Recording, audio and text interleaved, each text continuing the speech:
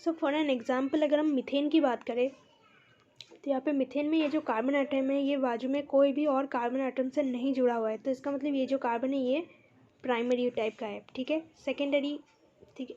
तो अगर हम इथेन की बात करते हो, ठीक है, इथेन भी क्या हो जाएगा, एक प्राइमरी कार्बन हो जाएगा, क्योंकि यहाँ पे आप देख रहे हो ये जो कार्बन है, ठीक है, ये सिर्फ और सिर्फ एक ही कार्बन आइटम से जुड़ा हुआ है, तो इसको आप क्या बोल दोगे, प्राइमरी है, ठीक है। अब इस एग्जाम्पल को हम थोड़ा देख लेते हैं। अगर मैं इस कार्बन की बात करूँ तो ये कार्बन किस टाइप का है आपको बताना है, प्राइमरी, सेकेंडरी या फिर टर्शियरी या फिर क्वाटरनरी। तो यहाँ पे आप देख सकते हो ये जो कार्बन आइटम है ये 1, 2 एंड 3 कार्बन आइटम से जुड़ा हुआ है, ठीक है। तो इसका मतलब ये एक टर्शियरी टाइप का कार्बन है। तो ऐसे आपको सॉल्व करना है, ठीक है। So carbon atoms it is two carbon are known as secondary, जैसे कि हमने पढ़ा, ठीक है। तो इसको कैलकुलेट करना तो बहुत ही ज़्यादा आसान है एंड यहाँ से जो है क्वेश्चन बनते हैं। आपको बेसिकली क्या किया जाएगा, आपको ऐसा एक क्वेश्चन दे दिया जाएगा एंड आपको बोला, कोई भी एक कार्बन पॉइंट करके आपको बोलेगा कि भाई ये प्राइमरी है या फिर सेकेंडरी है या फिर टर्शियरी है, तो आपको वो बताना पड़ेगा। नेक्स्ट पेज में आ जाते हैं हम। If you go on constructing the structure to higher alkane, आपको क्या मिल जाएगा, you will be getting still larger number of isomers which is very obvious, है ना, कि जितने सारे आपको कार्बन एटम्स दिए जाएंगे उसका आइसोमर्स या फिर उसका जो स्ट्रक्चर्स है, आप डिफरेंट तरीके से उसको स्ट्रक्चर्स को बना सकोगे, तो इसका मतलब उसका जो आइसोमर्स होगा उसका नंबर भी ज़्यादा होगा। जैसे कि अगर हम हेक्सेन की बात करें तो हेक्सेन में 5 आइसोमर्स थे, ठीक है, हमने अभी क्वेश्चन में किया 5 जो आइसोमर्स थे उनके बारे में पढ़ा हमने। एंड सेम केस अगर हम हेप्टेन के केस में करना चाहें तो वहाँ पे हमें 9 आइसोमर्स मिल रहे हैं, तो इसका मतलब आप देख रहे हो कि कितना ज़्यादा है आइसोमर्स, ठीक है। तो कार्बन का नंबर जितना आप बढ़ाते जाओगे आइसोमर्स का नंबर भी बढ़ता जाएगा। जैसे कि ये 3 एग्जाम्पल्स यहाँ पे एनसीईआरटी में है, ठीक है। हेक्सेन का कितना है 5, हेप्टेन का वहीं पे कितना है 9 एंड अगर हम यहाँ पे 10 कार्बन आपको दे दिया जाए, ठीक है, मतलब कि जैसे आप क्या बोलते हो डेकेन, ठीक है, तो डेकेन में जो आइसोमर्स होंगे वो 75 आइसोमर्स होंगे। तो आप देख सकते हो कि कितने ज़्यादा आइसोमर्स है। ऑब्वियसली आपको क्वेश्चन में ये नहीं पूछा जाएगा कि C11H24 का कितने आइसोमर्स होते हैं, ठीक है, तो ये आपको नहीं पूछा जाएगा, क्योंकि एग्जाम हॉल में आप इतने सारे स्ट्रक्चर्स को नहीं बना सकते, ना ही आप याद कर सकते हो इस पूरी होमोलॉगस सीरीज़ को, ठीक है। तो ये बहुत ही इम्प्रैक्टिकल सा क्वेश्चन है, बट आई विल सजेस्ट कि आप कार्बन जो है कार्बन 6 तक का जो जितना भी अल्केन होता है उतना तो आप याद रख ही लो, ठीक है, ताकि एग्ज़ाम हॉल में आपको इनको सॉल्व ना करना पड़े, ठीक है। कि स्ट्रक्चर्स बनाते टाइम क्या होता है, गलती हो जाती है ना कोई स्ट्रक्चर आकर छूट ही जाता है। तो आई विल सजेस्ट कि आप नंबर याद रख लो कि, ठीक है, जैसे कि ये बहुत इजी भी है कि मीथेन में अगर हम मीथेन की बात करें तो मीथेन का तो कोई आइसोमर हो ही नहीं सकता, ठीक है, एक ही कार्बन है। इथेन की अगर हम बात करें तो इथेन का भी कोई आइसोमर पॉसिबल है नहीं, ठीक है। प्रोपेन में भी कोई पॉसिबल है नहीं, तो आप इनको खुद से बना के देख सकते हो, ठीक है। प्रोपेन में भी कोई आइसोमर पॉसिबल है नहीं। ब्यूटेन की अगर हम बात करें तो ब्यूटेन में 2 आइसोमर पॉसिबल है, जैसे कि हमने देखा, एक हो जाएगा नॉर्मल एंड दूसरा हो जाएगा अपना आइसो, ठीक है। ये हो जाएगा अपना ब्यूटेन का पार्ट। अगर हम पेंटेन की बात करें तो पेंटेन में कितने थे आइसोमर्स, 3 थे, ठीक है। अभी हमने देखा यहाँ पे पेंटेन के कितने आइसोमर्स हमने पढ़े थे, 3, ठीक है, 1, 2 एंड 3। सो यही बात है यार कि आपको कार्बन 6 तक तो सारे एल्केन्स के आइसोमर के नंबर पता होने चाहिए, ठीक है। एंड यहाँ पे भी हमने जो कहा मेनली चेन आइसोमर्स की बात हमने की, ठीक है। पेंटेन में जैसे कि मैंने आपको कहा कि पेंटेन में 3 आइसोमर्स होते हैं, है ना, तो वो हमने किसकी बात की, चेन आइसोमर्स की बात की, ठीक है। वैसे ऐसा भी एक स्ट्रक्चर हो सकता है जो कि आप यहाँ पे देख सकते हो, अगर आप कैलकुलेट करना चाहो तो यहाँ पे कार्बन के साथ यहाँ पे कितने हाइड्रोजन होंगे, यहाँ पे 1 हाइड्रोजन होगा या फिर 2 होगा या फिर 3 होगा। इसका मतलब कितना हो रहा है टोटल 6, यहाँ पे 8 एंड यहाँ पे 10। तो इसका मतलब एक साइक्लिक स्ट्रक्चर भी पॉसिबल है, ठीक है, पर हम उनकी बात नहीं कर रहे। फिलहाल आपको जो क्वेश्चन में पूछा जाएगा जनरली वो आपसे क्या पूछा जाएगा कि कितने चेन आइसोमर्स पॉसिबल है, ठीक है। तो यही सारी चीज़ें हैं यहाँ पे। जो यहाँ पे एक चार्ट यहाँ पे एनसीईआरटी ने इन्होंने प्रोवाइड किया उसको हम देखेंगे। सो यहाँ पे वही सिंपल सी चीज़ है कि अल्काइल ग्रुप्स का क्या फॉर्मूला हो जाएगा, आप बताओ मुझे।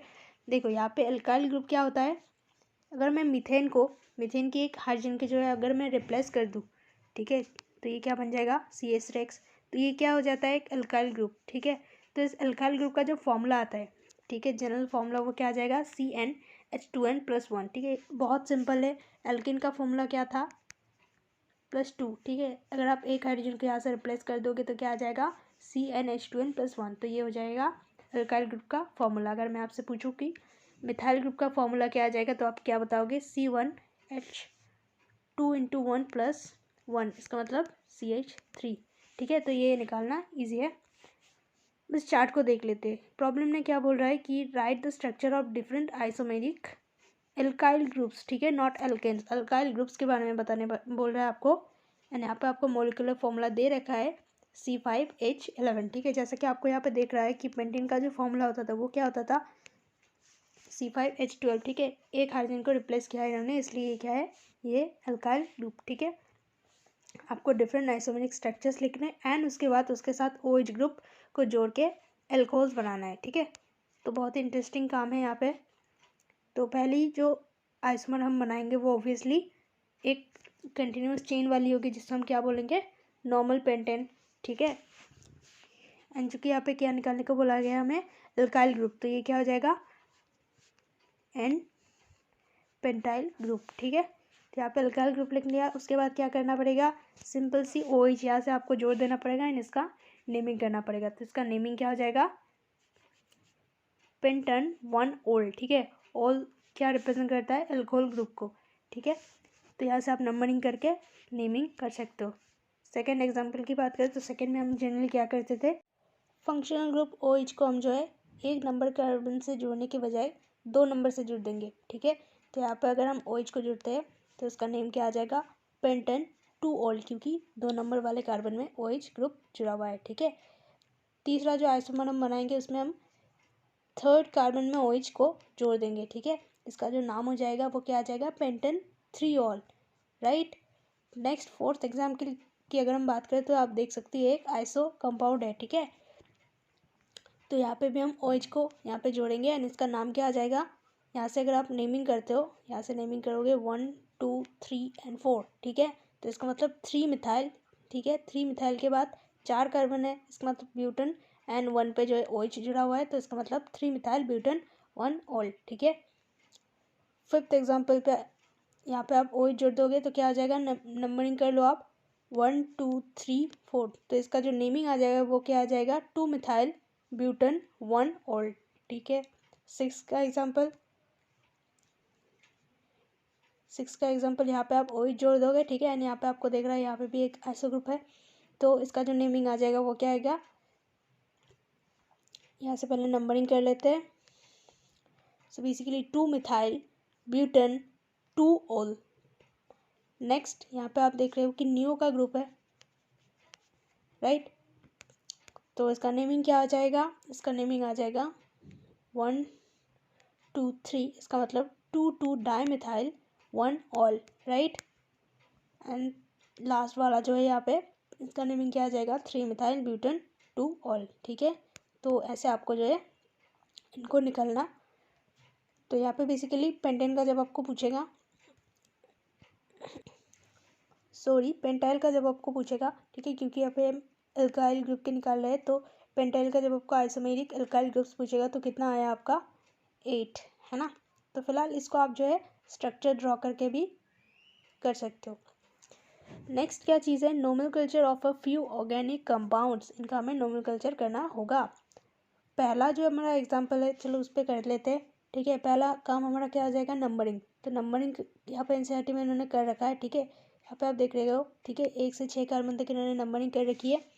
तो क्या होगा, फोर्थ कार्बन में जुड़ा हुआ है इथाइल ग्रुप, ठीक है। ये क्या है, इथाइल ग्रुप है। 4 इथाइल 2 में जुड़ा हुआ है एक मिथाइल। तो इसको हम पहले क्यों नहीं लेते हैं, इसके पहले, क्योंकि यहाँ पे E है, ठीक है। आपको अल्फ़ाबेटिकल ऑर्डर में चीज़ों को अरेंज करना होता है। तो 4 इथाइल 2 मिथाइल हेक्सेन, क्योंकि 6 कार्बन है एंड ये एक एल्केन है, ठीक। नेक्स्ट एग्जाम्पल कर लेते हैं। पहले काम क्या होगा हमारा, नंबरिंग कर लिया हमने, ठीक है। नंबरिंग के बाद क्या करेंगे, देखो ये जो 3 है यहाँ पे क्या है, 2 इथाइल ग्रुप से, तो इसका मतलब 3 डाई इथाइल, ठीक है, क्योंकि 2 है। 5 में क्या आ जाएगा, 5 में आइसोप्रोपाइल। आइसो का मतलब हमने क्या बताया था, C के साथ कार्बन के साथ 2 CH3 ग्रुप्स जुड़े हुए हैं। तो बेसिकली ये जो पूरा ग्रुप है ये क्या है, आइसोप्रोपाइल ग्रुप है। प्रोपाइल क्यों? क्योंकि 3 कार्बन है, सिंपल सी बात है, ठीक है। तो 5 आइसोप्रोपाइल, 4 मिथाइल, 4 मिथाइल, यहाँ पे आप देख रहे हो, यहाँ पे जो है मिथाइल ग्रुप है। ऑक्टेन, ऑक्टेन का मतलब क्या होता है? टोटल 8 कार्बन यहाँ पे प्रेजेंट है, ठीक है। यानी अल्फ़ाबेटिकल ऑर्डर में यहाँ पे देखो, पहले इथाइल, फिर उसके बाद प्रोपाइल, ठीक है, ई, उसके बाद पी, और उसके बाद मिथाइल, ठीक है। ये हमने कर लिया। नेक्स्ट एग्जाम्पल पे फिर से आपको नेमिंग करनी है, पहले तो नंबरिंग करनी है, ठीक है। तो बेसिकली यहाँ पे 10 कार्बन है, मतलब कि डेकेन आएगा, राइट। 5 में आप देखो क्या बोल रहा है, 5 में सेक ब्यूटाइल, ठीक है। सेक का मतलब क्या हो जाता है? सेक का बेसिकली मतलब है सेकेंडरी, ठीक है। तो यहाँ पे एक सेकेंडरी कार्बन प्रेजेंट है, तो इसको थोड़ा कलर चेंज करके लिखते हैं। तो अगर हम इस पूरे को एक फंक्शनल ग्रुप की तरह ट्रीट करें एंड इस कार्बन के, तो ये कार्बन का कौन सा कार्बन हो जाएगा? ये एक सेकेंडरी कार्बन हो जाएगा, क्योंकि 2 कार्बन से जुड़ा हुआ है, ठीक है। तो 5 के साथ क्या जुड़ा हुआ है? 5 सेकेंडरी ब्यूटाइल, ठीक है, क्योंकि 4 कार्बन है, तो 5 सेकेंडरी ब्यूटाइल 4 आइसोप्रोपाइल डेकेन। 4 में आप देख रहे हो एक आइसो ग्रुप प्रेजेंट है, ठीक है। अब डी वाले कंपाउंड का नेमिंग कर लेते हैं। तो पहले हमारा जो स्टेप होता है वो क्या होता है? नंबरिंग। तो यहाँ पे आप देख रहे हो कि 9 कार्बन यहाँ पे प्रेजेंट है, ठीक है। एंड 5 में जो है एक बहुत बड़ा सा ग्रुप जुड़ा हुआ है, तो इसके लिए आपको डरने की कोई ज़रूरत है नहीं। पहले आप इसका नेमिंग करोगे, ठीक है, उसके बाद बाकी हम देख लेंगे। तो 5 में जो ग्रुप जुड़ा हुआ है, ठीक है, उसका अगर देखो, उसका पहले भी नंबरिंग कर लो, क्योंकि ये भी बहुत बड़ा ग्रुप है। तो ये होगा आपका पैरेंट चेन या फिर मेन चेन, ठीक है। तो यहाँ पे आप देख रहे हो कि 3 कार्बन प्रेजेंट है एंड 2 नंबर वाले कार्बन में 2 तरह जो है 2 मिथाइल ग्रुप जुड़ा हुआ है। तो इसका, तो अगर मान लो कि ये CH3 होता, ठीक है, ये अगर एल्केन होता, तो इसका नेमिंग क्या हो जाता? आप मुझे बताओ। इसका नेमिंग हो जाता 2,2 डाई मिथाइल प्रोपेन, ठीक है, क्योंकि 3 कार्बन है। अब यहाँ पे प्रोपेन तो होगा नहीं, क्योंकि ये एक एल्काइल ग्रुप है। क्यों? क्योंकि इसका जो हाइड्रोजन था वो रिप्लेस हो चुका है इस वाले ग्रुप से। समझ में आ रहा है? तो 5 में जो जुड़ा है उसको आप कैसे लिखोगे? 5, ठीक है, यहाँ पे ब्रैकेट देना मैंडेटरी है। 2,2 di methyl propyl, just because this is an alkyl group, ठीक है। एंड उसके बाद यहाँ पे जो हमारा ये जो हमारा चेन है उसके 9 कार्बन है, इसका मतलब नॉन एंड, ठीक है। तो ईजी था। ई वाला जो एग्जाम्पल है उसको देख लेते हैं। पहले हम क्या करेंगे? नंबरिंग करेंगे, 7 है तो इसका मतलब हेप्टेन जाएगा। 3 नंबर वाले कार्बन में क्या है? आप देखो CH2 CH3, इसका मतलब एक इथाइल ग्रुप है। एंड 5 वाले कार्बन में एक मिथाइल ग्रुप है, तो ई पहले आता है अल्फ़ाबेटिकली। तो आप नेमिंग क्या करोगे? 3 इथाइल 5 मिथाइल हेप्टेन, क्योंकि 7 कार्बन है, राइट। नाउ अब जो है हमारे पास प्रॉब्लम में क्या है? हमें IUPAC नेमिंग करनी है इन कंपाउंड्स की। तो ये जो ये जो क्वेश्चन होते हैं इनमें आपको स्ट्रक्चर्स खुद से बनाने पड़ते हैं एंड फिर आप इनका नेमिंग करते हो, right. Okay, so the first question यहाँ पे जो है इसको पहले आप ऐसे तोड़ के लिख लेना, ठीक है। कार्बन के साथ यहाँ पे आप देख रहे हो कि 3 CH3 ग्रुप जुड़े हुए हैं, CH3, एंड यहाँ पे एंड लास्ट वाले कार्बन में भी 3 CH3 ग्रुप जुड़े हुए हैं, ठीक है गाइज। तो इसका नेम क्या आ जाएगा आप बताओ। पहले तो नंबरिंग करेंगे हम, 1 2 3 4 एंड 5। बेसिकली एक पेंटेन टाइप का हमें दिख रहा है, ठीक है। तो 2 नंबर वाला जो कार्बन है इस पर 2 मिथाइल ग्रुप है, तो अब नंबर, अरे यार इरेज हो गया, तो फिर से लिखना पड़ेगा, कोई नहीं, लिख लेते फिर से। CH3, यहाँ पे क्या आ जाएगा? CH2, यहाँ पे CH3 एंड यहाँ पे CH3। ओके, सो 1 2 3 4 5। तो यहाँ पे 2 नंबर वाले कार्बन में 2 मिथाइल ग्रुप है एंड 4 नंबर वाले कार्बन में भी 2 मिथाइल ग्रुप है, ठीक है। तो इसका नेमिंग क्या आ जाएगा IUPAC में? 2 2 4 4 टेट्रा मिथाइल। टेट्रा का मतलब क्या है? 4 ग्रुप है ऐसे, ठीक है। सो टेट्रा मिथाइल प्रोपेन। समझ में आया ये? ठीक है। नेक्स्ट एग्जाम्पल कर, तो इसको भी जो है आप ऐसे तोड़ के लिखोगे, ठीक है। यहाँ पे मैंने लिख रखा है, देखो कार्बन के साथ यहाँ पे, ठीक है, यहाँ पे 2 CH3 ग्रुप एंड C2H5 को जो भी है इसको भी आप तोड़ के लिख रहे हैं, यहाँ पे C2H5 एंड CH3, ठीक है। अब यहाँ पे जो सबसे बड़ी गलती होती है ना कि हम जो है इसको पेरेंट चेन मान लेते हैं, ठीक है, क्योंकि जनरली हम या तो इधर से नंबरिंग करते हैं या तो इधर से, तो वो एक हैबिट बन जाती है। बट गाइज आपको यहाँ पे देखना है कि लॉन्गेस्ट चेन कहाँ पे है। लॉन्गेस्ट चेन क्या कहाँ पे है? यहाँ पे आप देखो 5 कार्बन वाला लॉन्गेस्ट चेन तो ये वाला है ना। कितने कार्बन है? तो इस तरह से हमें नंबरिंग करनी होगी, 1 2 3 4 5। So this is the longest chain. अब नेमिंग कर लो आप, 3 नंबर वाला जो कार्बन में यहाँ पे 2 मिथाइल ग्रुप जुड़े हुए हैं जो कि आप देख रहे हो, तो इसका मतलब इसका नेमिंग क्या हो जाएगा 3,3 डाई मिथाइल, एंड क्योंकि यहाँ पे 5 टोटल कार्बन है तो इसका मतलब पेंटेन, राइट। तो यहाँ पे ये वाला क्वेश्चन सॉल्व हो गया। थर्ड जो क्वेश्चन है यहाँ पे tetra tert butyl methane. Okay, I think यहाँ पे इनको स्ट्रक्चर देना चाहिए था, है ना, तो आपको एग्जाम हॉल में स्ट्रक्चर दे दिया जाएगा, सो डोंट वरी। बट यहाँ पे हम जो है सोल्यूशन से प्रॉब्लम को समझ सकते हैं। तो सोल्यूशन वाला जो 3 नंबर है उसको आप देखो, ठीक है। यहाँ पे बेसिकली क्या है 3,3 टर्ड ब्यूटाइल, एंड लास्टली जो आपको देखना है वो है कितने कार्बन होंगे पैरेंट चेन में। पेंटेन है तो इसका मतलब टोटल 5 कार्बन होंगे, है ना। तो पहले हम रफली बना लेते हैं यहाँ पे 5 कार्बन्स को। तो यहाँ पे 5 कार्बन हमने कर लिए। अब नंबरिंग आप किसी भी तरीके से कर सकते हो, इधर से भी कर सकते हो या फिर इधर से भी कर सकते हो, ठीक है। तो अभी जो 3 नंबर वाला कार्बन होगा वहाँ पे क्या होगा डाई टर्ट ब्यूटाइल, ठीक है। तो टर्ट ब्यूटाइल का मतलब सिंपल सा मतलब है यार टर्शियरी ब्यूटाइल, ठीक है। तो 3 नंबर वाले में टर्शियरी ब्यूटाइल ड्रॉ कर दोगे, एंड क्योंकि 2 है तो ये हो गया 3,3 डाई टर्शियरी ब्यूटाइल। 2 एंड 4 वाला जो कार्बन है यहाँ पे टोटल 4 मिथाइल है, तो इसका मतलब यहाँ पे एक मिथाइल, यहाँ पे एक मिथाइल, यहाँ पे एक मिथाइल एंड यहाँ पे एक मिथाइल। तो ये टोटल स्ट्रक्चर बन जाएगा। बाकी आप हाइड्रोजन से इजीली इसको सेटिस्फाई कर देना। तो अब तक प्रॉब्लम नंबर 13.3 हमारा सॉल्व हो चुका है। अब एनसीईआरटी में नेक्स्ट जो टॉपिक है वो क्या है, it's important to write the correct IUPAC name for given structure. तो अब ये आपको जो है आईपीएसी नेमिंग करना थोड़ा स्टेप वाइज सिखा देंगे आपको एनसीईआरटी में। जैसे कि यहाँ पे हमने क्या किया, हमने कंपाउंड से इसकी नेमिंग की। अब जो यहाँ पे क्या करेंगे, ये नेमिंग से कंपाउंड को बनाना सिखाएंगे, ठीक है। तो पहला जो एग्जांपल यहाँ पे एनसीईआरटी में that is 3 ethyl 2,2 dimethyl pentane, right. तो बेसिकली इसका रिवर्सिबल प्रोसेस है ना। अगर आपको इसका नेमिंग लिखना आता है तो नेमिंग से कंपाउंड भी आप इजीली लिख पाओगे। तो खैर अब यहाँ पे देखते हैं, पहला जो हमें चीज़ देखना है कि पैरेंट चेन में कितने कार्बन होंगे, है ना। तो पेंटेन है तो इसका मतलब पहले तो 5 कार्बन ड्रॉ कर लेंगे। सेकंड जो हमारा स्टेप होता था वो ऑब्वियसली बात है वो क्या हो जाएगा नंबरिंग, ठीक है। नंबरिंग के बाद क्या करोगे, यहाँ पे आप देख रहे हो कि 2,2 डाईमिथाइल है, ठीक है। तो 2 नंबर में जो है आप 2 मिथाइल ग्रुप जोड़ दोगे, एंड 3 नंबर वाला जो कार्बन है इस पर क्या जोड़ दोगे आप इथाइल, ठीक है। तो ये ईजी सा है, देख लेते हैं फिर भी हम। यहाँ पे आप देखो कि 3 नंबर वाले में इथाइल है एंड 2 नंबर वाले में 2 मिथाइल है, राइट। एंड उसके बाद आप हाइड्रोजन को सेटिस्फाई कर देना तो बस आपका आंसर निकल के आ जाएगा। अब जो है problem number 13.4 right the structural formulas. Okay, तो आप यहाँ पे क्या है, आपको नेमिंग से कंपाउंड्स को फॉर्म करना है। तो नेमिंग यहाँ पे आप देख रहे हो, पहले हमें क्या देखना है पैरेंट चेन का कार्बन का जो है नंबर। तो कितने हेप्टेन का मतलब हो जाता है 7, ठीक है। तो यहाँ पे 7 कार्बन तो पहले आप ड्रॉ कर लोगे, ठीक है। उसके बाद नंबरिंग करेंगे हम, ठीक है। तो यहाँ से नंबरिंग कर लेते हैं 1 2 3 4 5 6 7। तो जो 4 वाला कार्बन है इस पर आप देख रहे हो 2 मिथाइल होंगे, ठीक है। 3 वाले में 1 मिथाइल, 4 वाले में 2 मिथाइल एंड 5th वाले में 1 मिथाइल, ठीक है। एंड टोटल 4 मिथाइल ग्रुप्स, ठीक है। तो ये फॉर्म आपका हो गया। नेक्स्ट क्वेश्चन में 2,5 डाईमिथाइल हेक्सेन। हेक्सेन का मतलब क्या होता है 6 कार्बन चेन वाला एक एल्केन। तो पहले तो ये लिख लो आप, उसके बाद 2 एंड 5 में 2 मिथाइल ग्रुप जोड़ दोगे, आपका आंसर निकल के आ जाएगा, ठीक है। तो ये बहुत इजी क्वेश्चन है। Next question is 13.5 right the structures for the following compounds. ये क्वेश्चन बहुत इंटरेस्टिंग है एंड इम्पॉर्टेंट भी है, ठीक है। तो इसको आप अलग से पहले खुद ट्राई करो फिर इसको देख लेना। तो स्ट्रक्चर्स लिखने को बोला गया है हमें इन दोनों का, एंड आपको ये भी बताना है कि ये जो नेमिंग है इनमें इनकरेक्ट क्या है। तो इसका मतलब ये जो दोनों नेमिंग है ना, इससे हम कंपाउंड को गेस तो कर सकते हैं पर वो राइट नेमिंग नहीं होगी। तो आपको बताना पड़ेगा कि इनकरेक्ट क्या है नेमिंग में। तो चलो पहला क्वेश्चन करते हैं।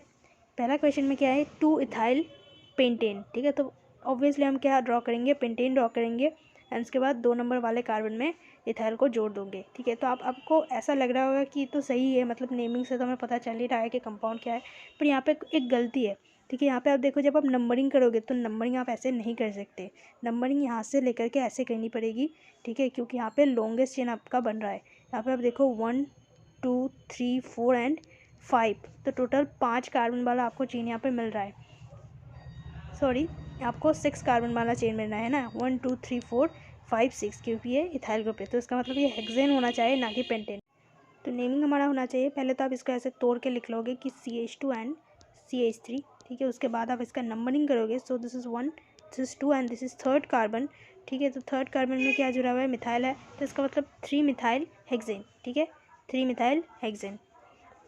तो आंसर देख लेते हैं यहाँ पे, ठीक है। लॉन्गेस्ट चेन की बात हमने कर ली, तो आंसर जाएगा वो क्या जाएगा, 3 methyl hexane, right. Second question में क्या था हमारा, 5 इथाइल 3 मिथाइल हेप्टेन। तो इससे हम जो है गेस करेंगे इसका स्ट्रक्चर क्या हो सकता है। हेप्टेन का मतलब है, पहले तो हम 7 कार्बन को ड्रॉ कर लेंगे यहाँ पे,